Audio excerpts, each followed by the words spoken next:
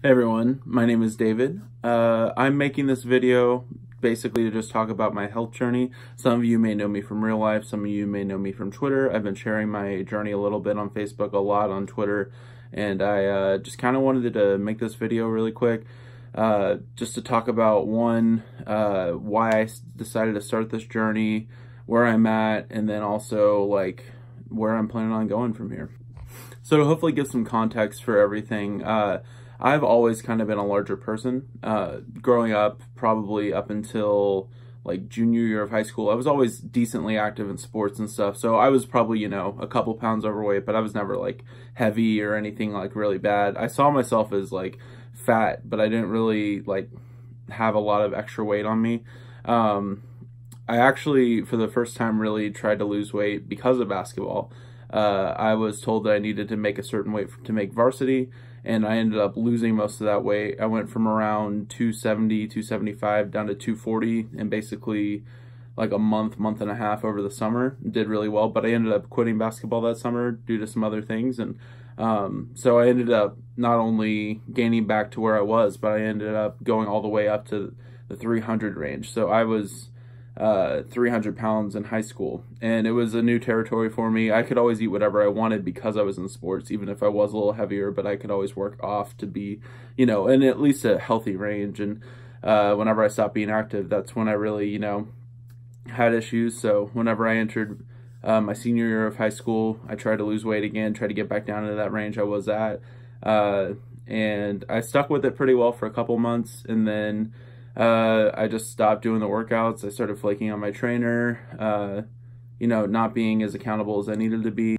So I entered college around the 300-pound range still. I figured once I got there, we had PE classes at my school and all that stuff at college. So figured I'd just kind of figure out what I needed to do, start working out more, start getting back into shape, and it would just naturally come off. I'd grow into my body, or whatever the cliche is. But what actually ended up happening is that since I didn't have any structure and I could kind of eat whatever I wanted to, I actually gained 50 pounds in the first semester of college, which is crazy because, people have a freshman 15, but it's not a freshman 50 in the first semester of college. That's insane.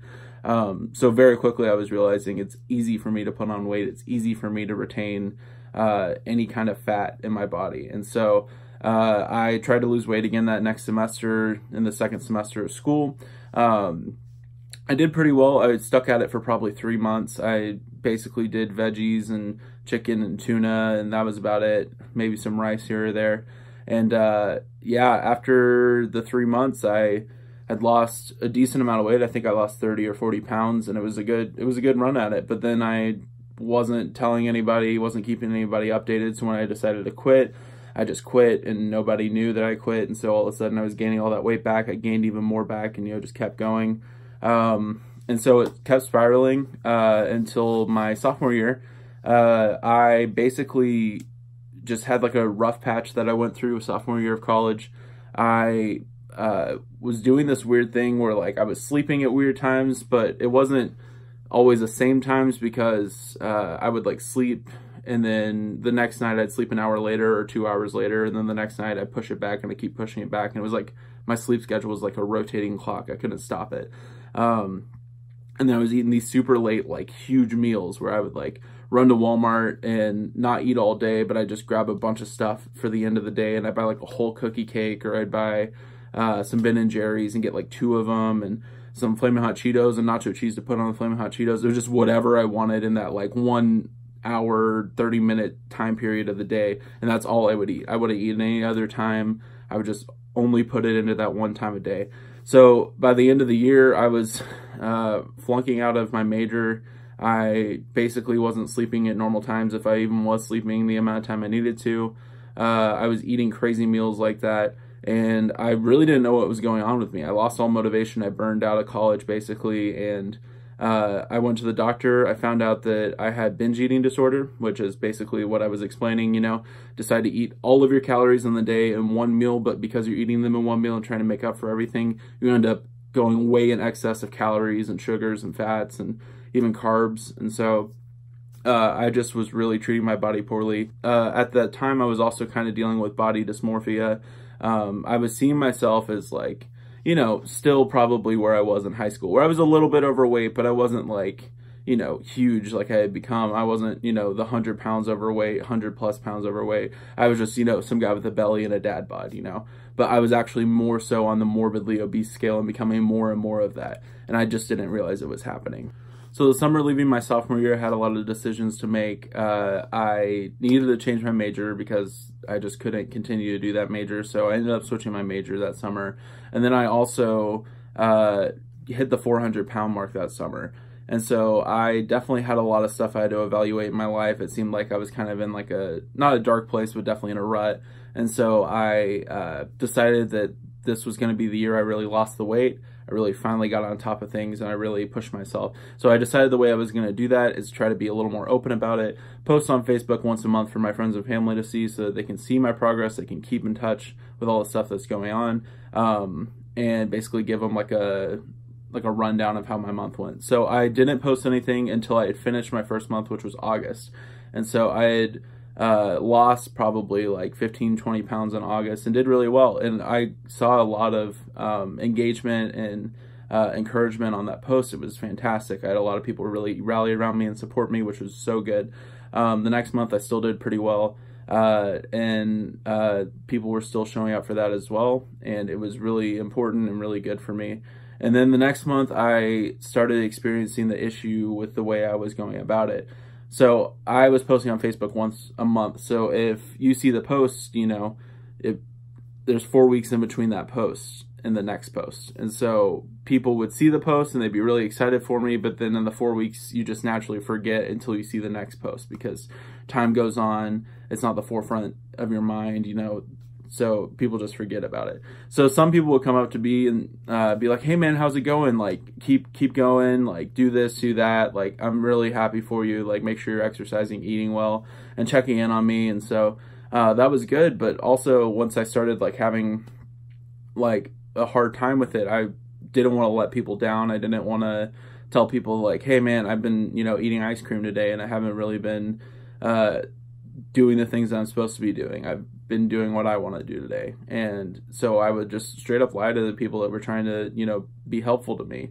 And then as time went on, you know, I just wouldn't want to post on Facebook, and I ended up just stopping probably the Facebook post after 3 months, I think. And it was hard because, you know, I put it all out there in an attempt to make sure that I didn't fall out of it. But there's just too much space in between.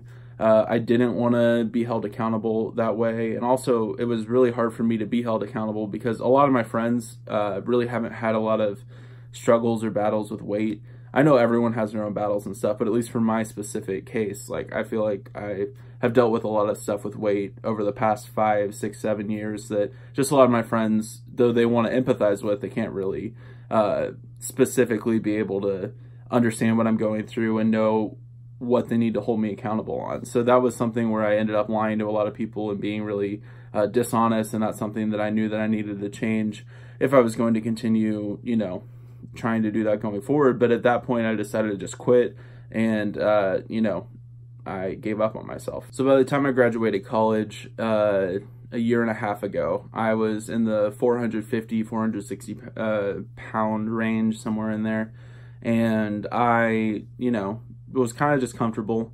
I didn't really want to challenge myself, push myself to lose weight. I just had kind of accepted the whole body positivity movement and, hey, this is just how I'm going to be my whole life and blah, blah, blah, blah, blah. And one thing I'd always told myself when I was, you know, going through high school, going through college is I would say, well, not that weight. So when I was in basketball in high school and when I was, you know, a little more athletic, I was like, hey, I'm in the high 200s, but like as long as I don't hit that 300 pound range, like I'm good. I'm where I need to be. And I hit 300 pounds and I was like, well, it's just because I stopped playing sports. I can lose that weight easy if I need to. Like, no big deal. Like I'm okay. So just as long as I don't hit 400 pounds, if I'm still in that like 300 pound, like, you know, that striking distance, you know, I'm good. And then all of a sudden I'm approaching 400 and I break it, and then I get to the 400 pounds and I'm like, okay, but 500 is crazy. If I start weighing 500 pounds, like there's no way, man. Like I can't do that. And so once I settled in around 450, 460, I was like, okay, cool. So I'm just going to be here and no big deal, nothing to worry about. And then I remember one day I was on Twitter and I saw this guy post about him, you know, just kind of being fed up with being overweight. His name was Dre. He's kind of famous on Twitter. He really blew up, went really viral. That's how I found him. And he was just basically saying like, hey man, like, I'm sick of it. I need to do something different. I need to lose some weight. I need to make a lifestyle change. And that really inspired me because he was putting it all out there, and I guess doing what I had done on Facebook before, but also like, you know, actually showing himself working out, putting in the work, not just putting a summary at the end. And then the next day or two, I started seeing this other guy pop up on my feed. He goes by Can't Until, but his name's Mike. And Mike started posting as well. And he was like, hey man, Dre inspired me. I'm going to get after it. I'm going to do the stuff that I need to do too. And he would post like, it was for his family, for his son, for his wife. And he kept posting, and they would post every day. And they would usually be pretty consistent about that. They would post the day, what they did that day, what they were eating that day, whatever they felt like they needed to kind of share that was the important part of their journey that day. And it was something where I was like, I'm not going to do that, but I respect it and I'm going to follow their journey. I'm not in a place right now where I want to lose weight, but I really admire what they're doing and I'm going to just keep following it. And so eventually I got to the point where I started thinking about it like, hey, if they're doing it, I can do it, you know? And I started pre-contemplating. I got in that stage where I was like, all right, maybe I should start looking into this again and, you know, really see if this is something I can, you know, approach or accomplish. And so I, you know, just kept following along. And around that time, I was just like, okay, I'm not committing to losing weight, but I'm going to go buy a scale to see where I'm at. Because, you know, I'm in the 400 range. Not many scales can weigh you at that range unless you buy a specific one. So I went to the store probably, you know, last October, November, somewhere in there. I don't really remember specifically when, but I got on the scale when I got home and I saw the number 489.8 pop up. And I was 10 pounds away from 500 pounds. And for sure, I was at the 490 range at some point. You know, that's 0.2 pounds off. I had to have been. It definitely 10 pounds away from 500 pounds. And this whole time I was saying, hey, I'm not going to hit 500. And there I am standing 10 pounds away. I thought I was still in the 450 range, but I was 40 pounds over that. And it was one of the most frightening moments in my life because I've told myself, don't hit 300, don't hit 400, don't hit 500. And then I'm standing away from almost a third failure where I was like, oh, I'll just never hit that. But then I'm right there. And I decided that I couldn't do that because I knew if I hit 500, I was just going to say, okay, cool, don't hit 600 pounds. And then all of a sudden I keep doing that until I'm 1,000 pounds and I can't get out of bed. And I don't know if it ever would have gotten there, but I know that I was setting myself up for that by continuing to lie to myself and fail myself. And so I didn't immediately do anything about it except for portion controlling. I wasn't doing a major change in my diet. I wasn't throwing in a bunch of veggies. I wasn't exercising immediately, but I decided to kind of portion control. And so basically I started losing weight that way. I went from the 489 range all the way down to 449 by the beginning of March, I believe. So basically at the beginning of November to the beginning of March, I lost that 40 pounds. And it was like a huge step because I had basically been eating whatever I wanted to and telling myself like, hey, you can still eat whatever you want, but just eat one less or two less of whatever you've been eating. So around that time, I was on Facebook and I saw this ad for a 6-week challenge with a local gym. And the gym said, hey, it's free, come in here, we'll change your life, we'll change your mentality in 6 weeks, we'll get you back on track for where you need to be fitness-wise. And I've seen the ads before. I was like, okay, this is a gimmick. I don't really know if this is something I want to do. Like, I was very hesitant, but for some reason it was like 3 in the morning. I was feeling super motivated. I feel really motivated early in the morning, but you know, you can't really do anything when it's 3 or 4 in the morning and nobody else in the town is awake. So I hit it and I was like, hey, I'm signing up for this. I'm committing to this. So I went to the meeting and basically, you know, went through all the introduction process, and they basically set it up to what they call is putting skin in the game, where you have like consequences if you don't follow through, but you also have rewards if you do follow through. So I signed up and I put the consequences down, and it was scary because like I was in a position where the consequences finally meant something. I felt like in my life I was at a position where the consequences finally meant something. And so I decided to push through and do it. And so I did. I'm currently, today, I'm in the 6th week of my challenge. I have lost 16.5 pounds over the 5 weeks before. I have not weighed in for my last week. My last weigh-in will be this Saturday, which is today's Tuesday, so it'll be in a couple days here. And I'll give an update whenever that happens. But I just started changing how I ate, started working out, and the most important thing I did was start posting on Twitter. I basically started off with this video right here.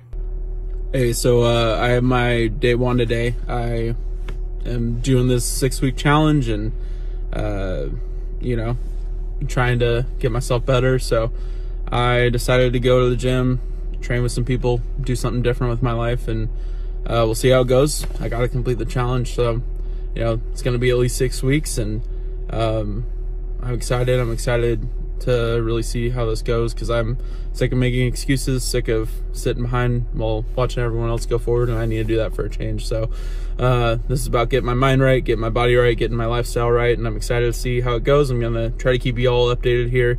Like I've seen a lot of the people on Twitter that have been motivating me to get off my butt, so I'll tag a lot of you in here, and I appreciate you guys, you know, kind of being encouraging like I've seen for other people. And yeah, day one, best day. Let's keep going. Day two tomorrow. All right, thanks guys. So yeah, I started posting on Twitter like I was seeing from Mike and from Dre, and then also a lot of other people I came to follow, Angel, and just many other people that, you know, their journeys inspired me and really got me off my butt and to do my best. And so I started posting every day when I worked out.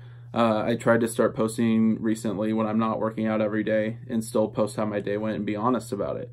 And that's the thing, is I learned that the most important thing you can do in a process like this is being honest with yourself and being honest with the people that are there to see you succeed.